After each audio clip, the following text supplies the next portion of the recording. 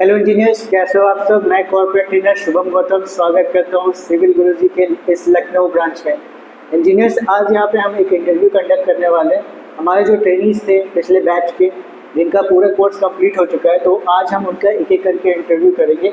तो हमारे जो पहले ट्रेनीज हैं जिनका नाम आदित्य श्रीवास्तव है, तो फिर उनसे बात करते हैं, उनका एक इंट्रोडक्शन, एक मॉक इंटरव्यू लेते हैं और आपको भी इससे एक नॉलेज होगा कि कैसे एक पूरे माहौल के साथ एक मॉक इंटरव्यू होता है। जब आप कंपनीज में जाते हो, कैसे आपको उसको फेस करना होता है, वो सारी चीज़ें, कॉन्फिडेंट क्या होता है, वो हम यहाँ पे एक इस वीडियो में देखेंगे।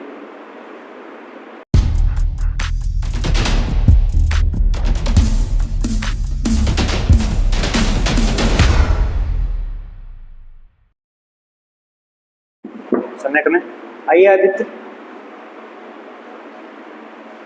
सॉरी, बैठिए। Thank you sir.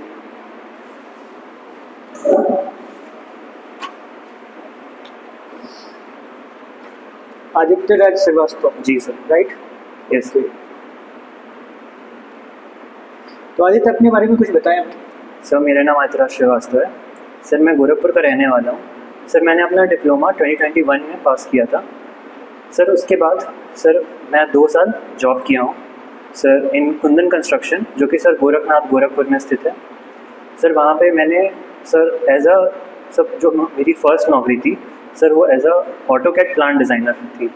सर, वहाँ पे मैं मतलब बेसिक प्लान्स बनाता था, और सर जितने भी 2D ड्राइंग्स, 3D ड्राइंग्स आती थी, घर के नक्शे हो गए और ये सारी चीज़ें हो गई, रेजिडेंशियल कमर्शियल ड्राइंग्स, सर ये सारी चीज़ें मेरे पास आती थी। सर, उसके बाद 1 साल के बाद सर जो दूसरा साल था सर, वो मतलब उसी कंपनी में था, पर सर हम लोग का मतलब मेरा डेजिग्नेशन चेंज हो गया था। मेरा designation as a site engineer हो गया था। तो सर वहाँ पे मैं as a site engineer work किया सर। पर मतलब मेनली हुआ क्या कि सर जितना भी मैं वहाँ पे वर्क किया सर, लैक ऑफ कॉन्फिडेंस और सर लैक ऑफ नॉलेज, जो कि सर प्रैक्टिकल नॉलेज होता है सर, उस वजह से मेरी उतनी ग्रोथ नहीं हो पाई। सर, हम लोग के जो डिप्लोमा में सिखाया जाता था वो सर थियोरेटिकल नॉलेज था, ठीक है सर। वहाँ पे हम लोग का प्रैक्टिकल नॉलेज कुछ नहीं था। तो सर जहाँ भी मैं जॉब मतलब काम होता था साइट पे, साइट सुपरवाइजिंग या जो भी हो गया, क्यूब टेस्ट हो गया, जो भी टेस्ट हो गया, और लेबर मैनेजमेंट, टाइम मैनेजमेंट और एस्टिमेशन हो गया, ये सारी चीज़ें, ये सब सिर्फ हम लोग ने सिर्फ पढ़ा था, मतलब कभी प्रैक्टिकली कराया नहीं था इसको।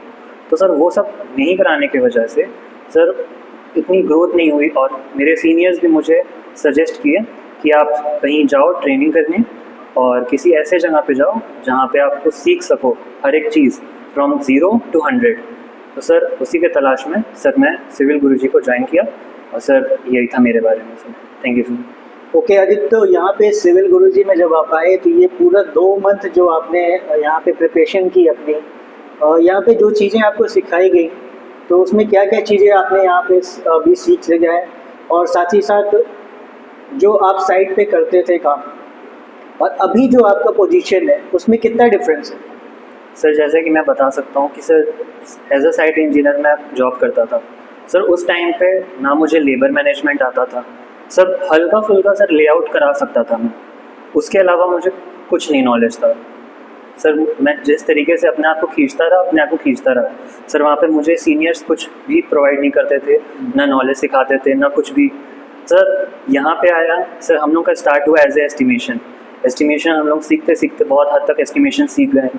फिर उसके बाद क्वांटिटी सर्वे हो गया, रेट एनालिसिस हो गया, BBS हो गया, बार बेंडिंग शेड्यूल, और सर बहुत सारी चीज़ें हम लोग ने सीख ली है सर। तो मैं ये इतना तो कह सकता हूँ कि अगर मुझे एक मौका मिलेगा सर उसी सेम कंपनी में वापस जाने के लिए, तो सर वहाँ मैं जाके अपने आप को सर प्रूव कर सकता हूँ कि मैंने कहाँ से क्या सीखा है और अब मैं क्या हूँ सर। सही है सर। ओके, तो आपने एस्टिमेशन सीख रखा है। जी सर।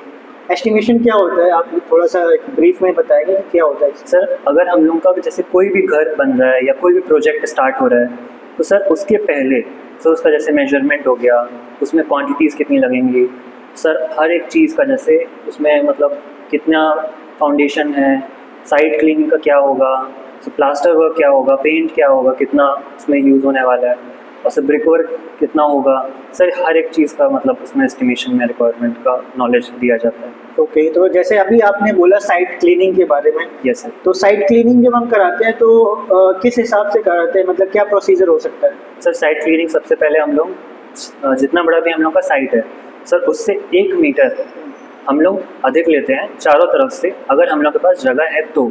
अगर सर नहीं जगह है तो सर उतने में हम लोग को काम चलाना पड़ता है। क्यों? क्योंकि सर हम लोग का एक तो जो हम लोग का जो सामान आता है सर, उसके लिए रखने के लिए एक तो वो हो गया, और सर जैसे कि हम लोग के कोने कोने में जैसे फाउंडेशंस अगर बनना है तो सर उसका जो जब एक्सकेवेशन होगा तो सर वो सारी चीज़ों का भी हम लोग हिसाब मतलब एज अ साइट क्लीनिंग में ही रखते हैं सर। तो ये जो आपने अभी बताया कि 1 मीटर हम एक्स्ट्रा लेके चलते हैं, ये कहीं पे मेंशन है या फिर जी ऐसे ही आपने अज्यूम कर लिया? नहीं सर, ये CPWD के नॉर्म्स में मेंशन है सर, वहीं से हम लोग को पता चला है सर। चलो ठीक है, बहुत अच्छी बात है। जी सर। तो अभी क्या है, जैसे आपने ये बोला कि CPWD के नॉर्म्स के हिसाब से आपने 1 मीटर एक्स्ट्रा लिया, जी सर। तो क्या हम CPWD के नॉर्म्स के हिसाब से जब हम एक्सकवेशन कराते हैं उसमें भी कुछ हम एक्स्ट्रा लेके चलते हैं क्या? यस सर, हम लोग उसमें जैसे हम लोग का 1.5 मीटर का अगर डेप्थ है फाउंडेशन लेवल का जो हम लोग एक्सकवेशन कर रहे हैं, सर अगर 1.5 मीटर के अंदर का है तो सर हम लोग 300 mm चारों तरफ से ज़्यादा एक्सकवेट करेंगे।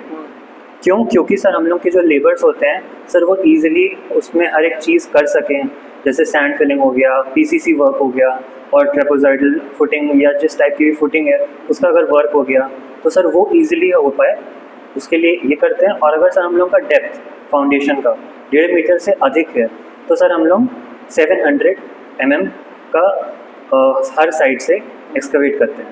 अच्छा, यस सर। चलो बहुत अच्छी बात है यार, तुमने ये सारी चीज़ें अच्छे से बताई, मुझे लगा कि तुमने अच्छे से ट्रेनिंग की है। जी सर। चलो ठीक है, तो जैसे एस्टिमेशन के साथ आपने और क्या क्या चीज़ें सीखी हैं यहाँ पे? सर एस्टिमेशन के अलावा हम लोग ने रेट एनालिसिस, जो क्वांटिटी सर्वे हो गया, और सर्वेइंग हो गया जैसे ऑटो लेवल है, और फिर ये सारी BBS चीज़ हो गई। BBS पढ़ रखा है? यस सर, BBS तैयार है? Yes sir. चलो ठीक है, तो BBS से आपने पढ़ रखा है, यानी बार बेंडिंग शेड्यूल आपने अच्छे से कर रखा है। Yes sir. तो आप मुझे बताओ कि डेवलपमेंट लेंथ और लैप लेंथ में क्या डिफरेंस होता है? सर जो डेवलपमेंट लेंथ होता है सर हम लोग इसलिए देते हैं सर, उसको डेवलपमेंट लेंथ हम लोग एंकरेज लेंथ भी कहते हैं सर। वो हम लोग का जैसे कि पर्टिकुलरली हम लोग बीम में प्रोवाइड करते हैं, और सर कॉलम्स में भी प्रोवाइड करते हैं। कॉलम में सर हम लोग L शेप में डेवलपमेंट लेंथ देते हैं, और सर जो बीम में है सर वो भी नीचे की तरफ रहता है उसका डेवलपमेंट लेंथ। सर वो इसलिए दिया जाता है कि जैसे ऊपर, सॉरी बीम में नहीं स्लैब में सर ऊपर से जैसे लोड आता है, ठीक है, तो सर जो हमारा रॉड होता है सर वो स्लिप ना कर जाए लोड की वजह से, इसलिए हम लोग उसको मतलब डेवलपमेंट लेंथ पकड़ के रखे कॉलम में। इसीलिए सर एक तरह से मैं सर एक चीज़ समझा रहा हूँ, जैसे फंसाने का काम करता है वो, जैसे बाल फंसा दे। समझ गया उस चीज़ को। जी सर।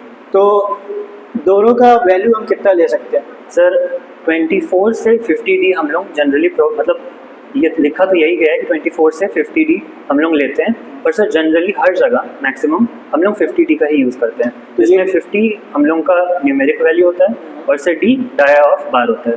ओके, तो ये 24D से लेके 50D तक हम ले सकते हैं या 49D तक ले सकते हैं? ये कहाँ पे लिखा हुआ, किस IS कोड में या कहाँ पे? तो ये जो कंप्रेशन मेंबर और टेंशन मेंबर होता है इसके बारे में आप क्या बता सकते हैं? सर जो हमारा कंप्रेशन मेंबर होता है सर वो कंक्रीट को मेनली कहा जाता है, क्योंकि सर उसका कंक्रीट को हम लोग इसीलिए जानते हैं क्योंकि उसका कंप्रेसिव स्ट्रेंथ के बारे में हम लोग बहुत ज़्यादा स्टडी कर चुके हैं। और सर जैसे M20 हो गया, M25 हो गया, ऐसे जो मिक्सेस होते हैं सर वो मतलब कंप्रेसिव स्ट्रेंथ के ही नाम से जाने जाते हैं। तो जो हमारा कंप्रेसिव मेंबर होता है सर उसको जनरली हम लोग कंक्रीट कहते हैं। और सर जो हम लोग का टेंशन होता है, टेंशन मेंबर सर वो बार्स होता है, क्योंकि सर टेंसाइल उसका स्ट्रेंथ जो होता है वो सर अच्छा माना जाता है सर हम लोग का। क्या ये सही होगा?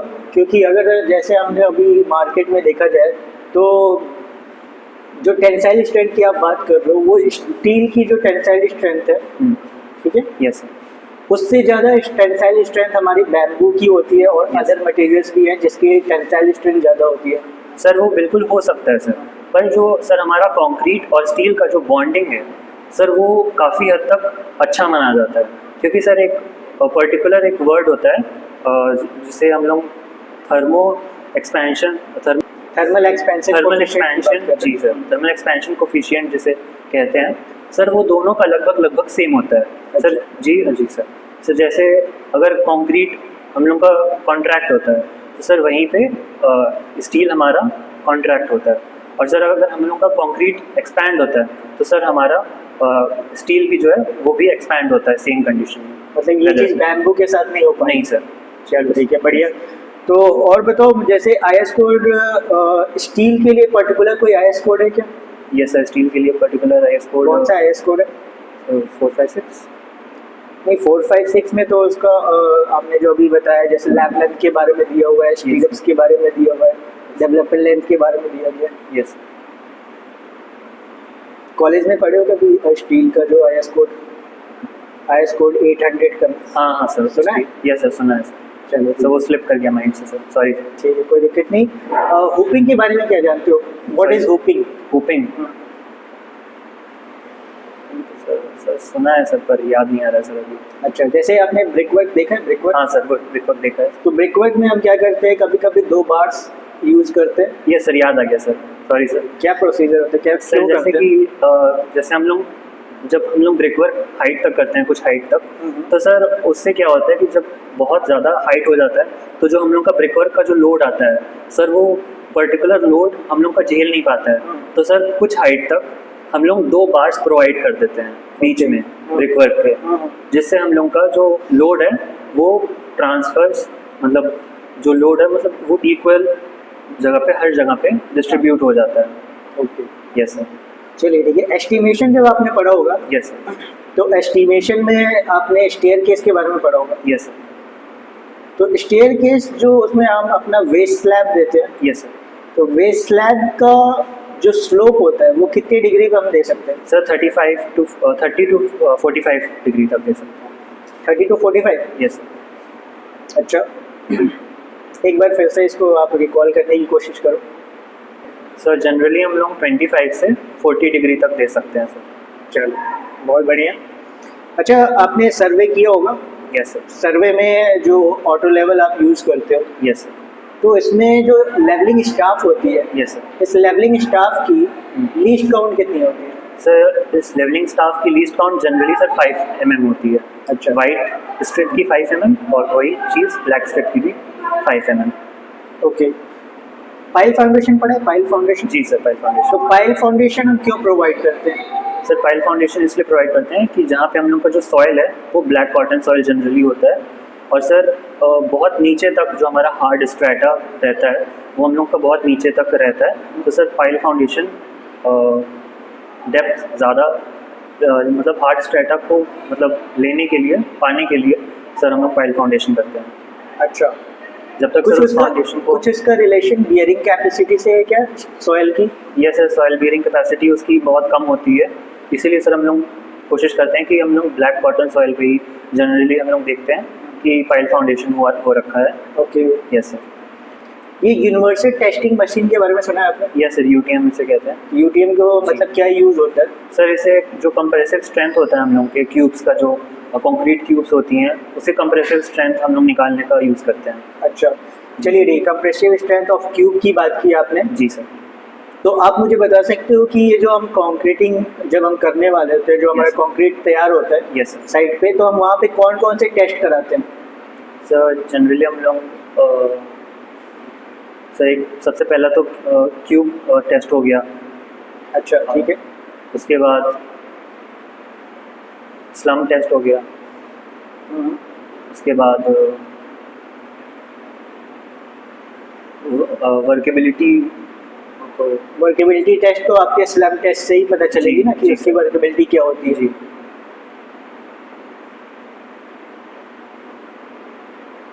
सर भी सर याद नहीं आ रहा है सर। याद नहीं आ रहा है, कोई बात नहीं। जैसे कि आपको मैंने पढ़ाया था उस समय, Yes, sir. तो आप जानते होंगे कि जब वो हमारा कंक्रीट तैयार होता है तो Yes, सबसे पहला टेस्ट हम उस पर टेम्परेचर टेस्ट करते हैं। हाँ सर। ठीक है, और वो टेम्परेचर हमारा जो अच्छा कंक्रीट होगा, ठीक है, वो 32 डिग्री का 32 टेम्परेचर होना चाहिए। Yes. ठीक है, उसके साथ साथ दूसरा टेस्ट हम उस पर करते हैं अपना slump test. Yes sir. Slump test में हमारे 4 टाइप के स्लम Yes, टेस्ट sir. होते हैं। जिसमें ट्रू स्लम को ही हम लोग मानते हैं। हाँ, true slum, slump, share slum, collapse slum, zero slum. बहुत बढ़िया। तो ये टेस्ट होता है स्लम टेस्ट का। उसके बाद फिर नेक्स्ट जो आपका टेस्ट होता है वो आपका ये क्यूब टेस्ट होता है। Yes. ठीक है, कितने दिनों पे होता है ये क्यूब टेस्ट, मतलब जब अगर क्यूरिंग कर रहे हैं और 7 days, 14 days, 28 days. 7 days, 14 days और 28 डेज। Yes. ठीक है, और इसके साथ साथ नेक्स्ट जो अगर टेस्ट होता है, अगर मान लो आपका क्यूब फेल हो जाता है तो उस केस में हम क्या करते हैं कि हम हैमर रिबाउंड टेस्ट करते हैं। Yes, sir. Hammer rebound test. जानते हैं इसके बारे में? Sir hammer rebound test sir इसलिए करते हैं, मतलब जब हम लोग का जो फेल हो जाता है क्यूब, सर उसको फिर बाद में फिर चेक करने के लिए कि उसके बाद का जो मतलब लोड है वो झेल पाएगा हमारा, जो जैसे कॉलम है या क्यूब है वो झेल पाएगा वैसा टेस्ट कि नहीं, उस प्रकार उसी के लिए सर हम लोग हैमर रिबाउंड टेस्ट करते हैं सर। अच्छा, उसके बाद भी एक टेस्ट हो सकता है, कोर कटिंग के बारे में सुना है? Core cutting test? हाँ सर, सुना है सर। अच्छा, ठीक है। तो क्या होता है कि कोर कटिंग टेस्ट हम ना मोस्टली दो तरह से करा जाता है। जैसे कि एक बार, जैसे कभी हमने कोई बीम कास्ट कर रही है, ठीक है, तो बीम कास्ट कर दी और हमें उसमें एक स्लीव देना था, ठीक है, और वो स्लीव हम नहीं दे पाए, तो हम बाद में भी वो कोर कटिंग करके वहाँ पे स्लीव प्रोवाइड कर सकते हैं। दूसरा जो होता है कि हम जब हमारा क्यूब टेस्ट फेल हो गया, हमारे रिबाउंड में भी अच्छे रिजल्ट नहीं आए, तो हम फिर वो कोर कटिंग करके उसका एक्चुअल स्ट्रेंथ वहाँ से फाइंड कर सकते हैं कि वो लोड बियर कर पाएगा कि नहीं कर पाएगा। ठीक है, ये चीज़ होगी। अच्छा, डबल बार के बारे में सुना है? डबल बार? यस सर, डबल बार के बारे में सुना है सर। वो क्या होता है डबल बार और उसका मिनिमम डाया क्या होता है? सर हाईवे कंस्ट्रक्शंस में इसको मेनली यूज़ किया जाता है सर। वो जो हमारे एक्सपेंशन जॉइंट्स होते हैं सर, उसमें यूज़ किया जाता है। ओके, हाँ सर, और सर इसका मिनिमम डाया सर 8 mm होता है। अच्छा, एक जैसे आपने क्या कर रहा है कि आपकी फॉर्मवर्क लग रही है, यस ठीक है, बीम कास्ट हो रहा है, यस सर, फॉर्मवर्क लग रहे हैं उसके, तो कैंटिलीवर बीम है आपका, यस सर। उस कैंटिलीवर बीम में आपके जो फॉर्मवर्क लगे हैं, फॉर्मवर्क को सपोर्ट करने के लिए स्टेजिंग लगते हैं, यस सर, ठीक है, यस जो बल्लीज लगते हैं। जी जी सर। तो आप मुझे बताओ, ये जो प्रॉप्स लगे हुए हैं, उस प्रॉप्स को रिमूव करने का क्या प्रोसेस होता है? मतलब एक एग्जाम्पल के तौर पे बात किया जाए कि आपका एक कैंटिलीवर बीम है, यस सपोज इस वीडियो में मैं इसको थोड़ा सा सपोज करके दिखाना चाहूँगा कि अगर मान लो ये आपका कैंटिलीवर बीम है जी, और यहाँ पे आपके 3 सपोर्ट्स लगे हुए हैं, यानी 3 प्रॉप्स लगे हैं। पहला एक जहाँ से वो स्टार्ट हो रहा है, हाँ ठीक है, दूसरा बीच जो आपका बीच में लगा हुआ जी। है, और तीसरा जो आपका उसके साइड पे लगा हुआ है, लास्ट एंड पे। तो आप जब ये रिमूविंग करोगे, ठीक है, प्रॉप्स को रिमूव करोगे, तो आपका क्या प्रोसेस होना चाहिए? सबसे पहले इन तीनों में से आप कौन सा हटाना चाहोगे? सर सबसे पहले हम लोग सर इस साइड वाला हटाएंगे, ठीक है, क्योंकि सर ये इस तरफ से मतलब जुड़ा हुआ रहता है। उसके बाद हम लोग उसी प्रकार से इस बीच वाले को निकालेंगे, सर फिर साइड वाले को निकालेंगे। अच्छा जी सर। अच्छा, मान लो अगर मैंने बीच वाले को पहले निकाला तो क्या हो सकता है? सर आप निकाल तो सकते हैं सर, पर सर अगर मान लेते हैं कि सर अगर वो पूरा प्रोसेस उसका नहीं हुआ है, तो सर वो बीच से ही नीचे गिर जाएगा। बीच से नीचे गिर सकता है? जी सर। और वैसे ही यहाँ से भी, तो सर यहाँ से आधा पोर्शन नीचे गिरेगा और फिर पूरा ही मतलब कैंटिलीवर जो बीम होता है वो पूरा नीचे गिर जाएगा। लेकिन अगर मान लो हमारा प्रोसेस सही हुआ, वो सेट हो चुका है अच्छे से, जी। फिर उस केस में ये किस तरह से एक्ट करेगा? सर उसके बाद सर मतलब आप कैसे भी निकाल सकते हैं उसमें, सर कोई दिक्कत नहीं आनी चाहिए। हाँ, मतलब जैसे क्या होता है कि अगर हम इसके बीच वाले जो पोर्शन है, जो बीच वाला जो प्रॉप लगा हुआ है, उसको Yes. अगर हम पहले निकाल देते हैं, Yes. तो आप देख लोगे कि इधर से भी एक सपोर्ट है, एक सपोर्ट इधर से भी है। ओके, ठीक है, तो ये कैंटिलीवर रह जाएगा क्या, या सिंपली सपोर्टेड हो जाएगा? सिंपली सपोर्टेड हो जाएगा। सिंपली सपोर्टेड हो जाएगा ना? Yes sir. यही चीज़ मैं आपको समझा रहा था, ठीक है। तो इसलिए उसका प्रॉप्स निकालने का जो तरीका है वो हम उसके जो स्टार्टिंग पॉइंट्स हैं वहाँ से स्टार्ट करते हैं, ठीक है। ठीक। तो आदित्य, आपने सर्वे किया हुआ है, BBS किया हुआ है, यस। और बार बेंडिंग शेड्यूल कर रखा है पूरा, मतलब अच्छे से, ठीक है। सर रेट्रोफिटिंग के बारे में जानते हैं आप? रेट्रोफिटिंग,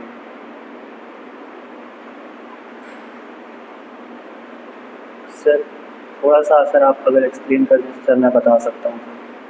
रेट्रोफिटिंग या जैकेटिंग जिसको कहते हैं। जी सर, नाम सुना है सर पर याद नहीं आ रहा सर। चलिए, कोई दिक्कत नहीं है। रेट्रोफिटिंग या जैकेटिंग जो है इसके बारे में आप थोड़ा सर्च करना, पढ़ना क्या होता है, ठीक है।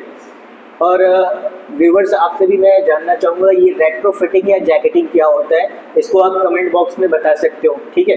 और इस इंटरव्यू को जो आप लोग देख रहे हो इसमें जो क्वेश्चंस मैं पूछ रहा हूँ या फिर जो ये जवाब दे रहे हैं उसको आप ध्यान से सुने और अपनी तैयारी को भी और बेहतर बना सकते हैं।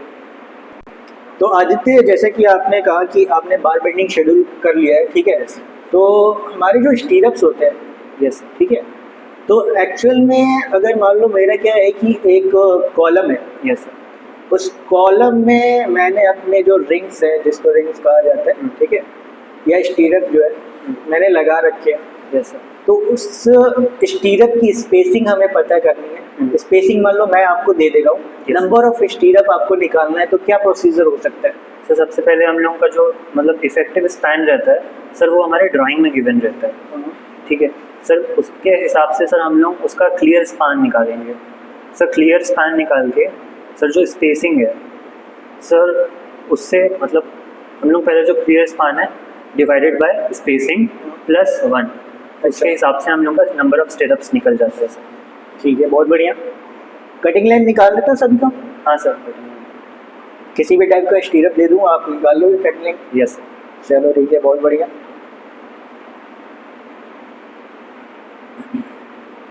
ड्राई कोफिशिएंट पता है क्या? ड्राई कोफिशिएंट क्या Yes, होता है? तो कंक्रीट का ड्राई कोफिशिएंट क्या होता है? सर 1.54 और वही अगर बात करें मोर्टार की? सर 1.33। अच्छा, एक्चुअली में क्या होता है क्या ये dry coefficient? Sir dry coefficient जैसे कि सर हम लोग के जो एयर वॉइड्स रहते हैं सर, जब हम लोग मिक्सिंग मशीन में डालते हैं सर सारे मटेरियल्स को, जो हमारा सीमेंट हो गया और एग्रीगेट हो गया और सैंड हो गया, सर हम लोग मिक्सिंग मशीन में डालते हैं। सर हम लोग के कुछ एयर वॉइड्स रहते हैं, जब हम लोग वो मिक्स करते हैं तो सर कुछ सेटलमेंट होता है उस मिक्सिंग मशीन में। तो सर जब उसी को देखा जाए तो वो हमारा अगर उसको हम लोग स्टेट करते हैं कि वो पूरा एक मिक्सिंग मशीन का क्वांटिटी है। हाँ। और सर उसी के अलावा जितना और हम लोग ऐड करें उसमें ताकि वो मिक्सिंग मशीन पूरा फुल हो जाए, तो सर उस पूरे क्वांटिटी को हम लोग ड्राई कोफिशिएंट कहते हैं। अच्छा, जैसे कि हम लोग का जो कंक्रीट का ड्राई कोफिशिएंट होता है 1.54। तो इंजीनियर्स एक बार आप भी कमेंट में बताना कि ड्राई कोफिशिएंट क्या होता है। 1.54 कंक्रीट के लिए लिया जाता है और साथ ही साथ जो है 1.33 हम मोर्टार के लिए लेते हैं, लेकिन एक्चुअली में ड्राई कोफिशिएंट होता क्या है ये चीज़ आप हमारे जो कमेंट बॉक्स है उसमें आप लिख के बता सकते हो। तो आदित्य, ओवरऑल अगर बात करें कि अगर आप मान लो कि आप एज अ साइट इंजीनियर हो, Yes, sir. ठीक है, तो आपको साइट पे एक फ़ोन आया आपके कॉन्ट्रैक्टर का कि सर मैंने यहाँ पे फॉर्मवर्क कर दिया है, ठीक है, कॉलम की, यस कॉलम का फॉर्मवर्क कर दिया हुआ, कल से कास्टिंग होने वाली है, आप आ जाओ और एक बार चेक कर लो, ठीक है। Yes. तो आप जब वहाँ पे साइट पे जाओगे तो वहाँ पे क्या क्या चीज़ें आप चेक करोगे? तो सबसे पहले यही चेक करेंगे कि जो हमारे फॉर्मवर्क्स लगे हुए हैं सर वो सही से अटैच्ड हुए हैं कि नहीं, ठीक है। और सर मतलब जितने भी मतलब जो बार्स हैं वो सर मतलब सीधे खड़े हैं कि नहीं, और मतलब उसमें किसी तरीके की बेंड ना हो। तो ये जो बार्स हमारे हैं सीधे हैं कि नहीं है, Yes, sir. मतलब ये कैसे हमें पता चेकलिस्ट चलेगा? सर, ये जो चेकलिस्ट हम लोग बनाते हैं सर उससे पूरा हम लोग लेवलिंग मतलब हर एक चीज़ का लेवलिंग चेक करते हैं सर। Checklist Okay. मेरे ख्याल से तो वो होती है ना एक जिसमें हमें सारे जो रिक्वायरमेंट्स हमने देने थे यस सर, वो रिक्वायरमेंट्स की लिस्ट होती है और लास्ट में हम उसे चेक करते जाते हैं कि हमने जो रिक्वायरमेंट दिया था उस हिसाब से काम हुआ है कि नहीं। लेकिन हाँ, एक्चुअली में अगर आपका कॉलम टेढ़ा है यस तो उसको आप ओरिएंटेशन उसका कैसे सही करोगे? सर। उसका ओरिएंटेशन सबसे पहले हम लोग जो थ्रेड होता है सर उस थ्रेड से हर जगह सर हम लोग हर कॉलम पे बांध देंगे सर। प्लम बॉब के थ्रू हम लोग सर उसका प्लम बॉक्स के थ्रू आप कर पाओगे ना जी उसका सर। वर्टिकल अलाइनमेंट जो जी आप सर। वो प्लम बॉक्स से करोगे जी। और उसका जो ओरिएंटेशन है वो आप कैसे करोगे? मान लो 2 कॉलम है जी सर, तो फिर दोनों एक सीध में है कि नहीं है ये कैसे पता चलेगा? सर वो थ्रेड के थ्रू और लाइन ऑटो धागा की मदद से हम Yes, उसको कर सकते हैं, ठीक है। Yes, sir. तो चलो ठीक है, आपने लाइन धागा की मदद से उसका ओरिएंटेशन चेक कर लिया, वर्टिकल अलाइनमेंट चेक कर लिया जी, sir. कि प्रॉपर है कि नहीं। अब नेक्स्ट आप क्या क्या चीज़ें चेक करोगे? वहाँ पे बार्स भी लगी हुई हैं, कास्टिंग Yes. से पहले बार्स लग जाती हैं, Yes, ठीक है, फॉर्मवर्क लगे हुए हैं, जी। तो क्या क्या और चीज़ें चेक किया जा सकता है? सर जो हमारे स्टेटअप्स की स्पेसिंग्स हैं वो सर सही से हैं कि नहीं, हाँ। और जो बाइंडिंग वायर्स यूज़ हैं वो हर जगह बाइंडिंग वायर्स यूज़ हैं कि ठीक नहीं। है। ऐसा तो नहीं है कि सिर्फ एक जगह बाइंडिंग वायर यूज़ किया गया है और जो बाकी 3 मतलब तरफ के मतलब जो स्टेटअप्स हैं उसमें बाइंडिंग वायर यूज़ नहीं हुआ है। हर एक स्टेटअप्स को हम लोग मतलब चेक कर लेंगे कि वो सही से अपने पोजीशन पे है कि नहीं। स्पेसिंग्स हर एक जगह का चेक कर लेंगे सर, मतलब एक एक बार के बीच की स्पेसिंग चेक कर लेंगे, मेन बार, डिस्ट्रीब्यूशन बार, और हर एक चीज़ की स्पेसिंग सर सही से चेक कर लेंगे। ओके, क्या हमारा जो हुक लेंथ होता है यस सर। और हुक्स जो देते हैं, यस ठीक है, वो हुक्स भी आप चेक करोगे? हाँ सर, चेक करेंगे। तो वो हुक्स क्या एक सीध में एक ही लाइन पे होना चाहिए? Yes sir. मतलब जैसे जो आपका जो बार्स सॉरी स्टीरअप जो लगे हुए हैं, ठीक है, सारे के हुक एक ही जगह पे होने चाहिए, एक ही लाइन में? नहीं सर, वो मतलब अलग अलग होना चाहिए सर। अल्टरनेट होने चाहिए, Alternate, yes, ठीक है। sir. अल्टरनेट क्यों होने चाहिए? सर क्योंकि अगर एक ही जगह हम लोग प्रोवाइड कर देंगे तो सर वहाँ से हम लोग का जो जैसे अगर हम लोग देखा जाए तो वहाँ से खुलने की संभावना बढ़ जाती मतलब है। जब हमारे पे वहाँ पे लोड आएगा, जी सर। तो लोड आने की वजह से वहाँ पे क्या हो सकता है? क्रैक्स आने की संभावना बढ़ जाती है। और सर क्रैक्स तो तब आएंगे ना जब आपका कास्टिंग हो चुका रहेगा। जी, जी। जब आप उसमें कंक्रीटिंग करोगे तो उसमें फिर एक लोड पड़ता है, हाँ, उस सर। लोड की वजह से वो जो हुक्स हैं वो खुल सकते हैं, ठीक yes. है, डिफ्लेक्ट हो सकते हैं अपने पोजीशन से, इसलिए हम क्या करते हैं वहाँ पे अल्टरनेट हुक यूज़ करते हैं, Yes, sir. ठीक है। चलो ठीक है, तो आपने हुक के बारे में बताया, तो हुक लेंथ के बारे में बता सकते हो कि अगर हमारा हुक जो है Yes, sir. 90 डिग्री बेंड है सर तो कितना डिग्री मतलब कितना हम हुक लेंथ देते हैं? Yes sir. सर 2 तरीके से हुक लेंथ हम लोग प्रोवाइड करते हैं सर। एक तो 90 डिग्री के लिए और दूसरा है 135 डिग्री के लिए। ठीक है सर जो 90 डिग्री के लिए हम लोग हुक लेंथ प्रोवाइड करते हैं वो सर हमारा होता है 10 इंटू डाया ऑफ बार। और सर जो हम लोग को 135 डिग्री का होता है वो होता है हम लोग का 12 इंटू डाया ऑफ बार। चलो ठीक है। Yes sir. अच्छा, क्लियर कवर और इफेक्टिव कवर से आप क्या समझते हो? सर जो हमारा क्लियर कवर होता है सर वो centre to centre sorry outer to outer होता है। और सर हम लोग का जो इफेक्टिव कवर से बात कर रहे हैं, सॉरी सर मैं एक्चुअली स्पान का बता दिया। अच्छा, स्पैन का बता जी, रहे हो? सर। चलो ठीक है। तो कवर क्या होते हैं? सर जो कवर होता है सर वो हमारे जो बार्स के मतलब हाफ ऑफ बार और मतलब आउटर, ये हो गया हमारा इफेक्टिव कवर हो जी। गया, ठीक और है। सर जो बार के आउटर पोर्शन से मतलब आउटर मतलब कॉलम या आउटर बीम तक हो सर, वो हमारा हो गया क्लियर कवर, इफेक्टिव कवर।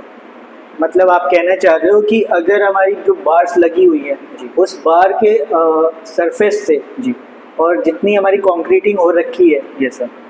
उस सरफेस तक जो लेंथ होगी हाँ। वो हमारी क्लियर कवर होगी, यस सर। ठीक है। और अगर हम बार के सेंटर से लेते हैं वो हमारी इफेक्टिव कवर, वो हमारी इफेक्टिव, जहाँ तक हमारी कंक्रीटिंग हुई है। ठीक है। चलो ठीक है, बहुत बढ़िया। आदित्य, अभी आप जिस पोजीशन के लिए यहाँ पे इंटरव्यू देने आए हो, यस सर। किस पोजीशन के लिए आए हो? Sir site engineer. Site engineer. Yes sir. तो साइट इंजीनियर का क्या रोल होता है साइट पे?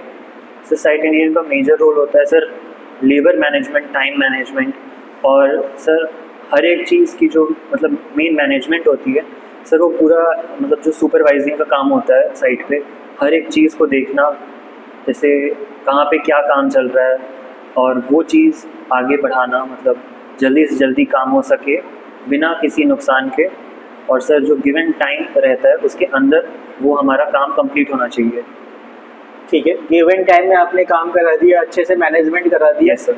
और अच्छा सुपरविजन भी किया, ठीक है। बट वहाँ पे वेस्टेज हो गए सर। सिविल इंजीनियर इसीलिए जो सर जो एक्चुअल मेन सिविल इंजीनियर है सर वही होता है जो वेस्टेज कम से कम करा सके। तो सर अगर आप सिविल इंजीनियर के लाइन में आप जा रहे हैं तो तभी आप कहलाएंगे एक अच्छे सिविल इंजीनियर जब आप वेस्टेज एकदम कम से कम करा सकें सर। चलो ठीक है। Yes. आदित्य, आपसे बात करके बहुत अच्छा लगा। Yes. और हमारी कंपनी आपके लिए बहुत मतलब सोचेगी इस बारे में कि आपको कंसिडर किया जाए कि नहीं, तो बहुत जल्दी आपको कॉल करके बता दिया जाएगा। ठीक है, thank you sir. Okay, thank you sir for your time. तो इंजीनियर, जैसा कि आपने देखा कि अभी मैंने आदित्य हमारे एक ट्रेनी थे जिनका इंटरव्यू आपने देखा पूरा प्रॉपर। ऐसे ही और भी इंजीनियर्स जो हमारे हैं उनका हम इंटरव्यू लेंगे, ठीक है। तो अभी मिलते हैं अगले पार्ट में। अगले पार्ट में एक और इंजीनियर आपके सामने होंगे जिनका इंटरव्यू आपके सामने होगा। कुछ क्वेश्चंस हम उनसे भी पूछेंगे और देखते हैं कि फिर हमारे जो ट्रेनीज हैं वो 2 मंथ में कितना प्रॉपर खुद को तैयार कर पाएँ और हम उन्हें कितना बेहतर तरीके से तैयार कर पाएँ। तो इसी तरह की ट्रेनिंग अगर आपको भी करनी है, आप भी ये सारी चीज़ें सीखना चाहते हो, ये मॉक इंटरव्यू के थ्रू जाना चाहते हो और एक अच्छा जॉब प्लेसमेंट चाहते हो, तो इस बार से मतलब अगर ये बात करूँ मैं नवंबर और दिसंबर से हम जो है नेक्स्ट बैच जो हमारे आ रहे हैं उन सब के लिए हमारा 100% प्लेसमेंट का प्लान आ चुका है। तो आप भी ये प्लेसमेंट प्लान ले सकते हो और इस प्लान को लेने के लिए आप हमारे नीचे दिए गए ऑफिशियल नंबर पे कॉल कर सकते हो और पूरी जानकारी ले सकते हो। तो दोस्तों अगले वीडियो में मिलते हैं, तब तक के लिए जय हिंद, जय भारत।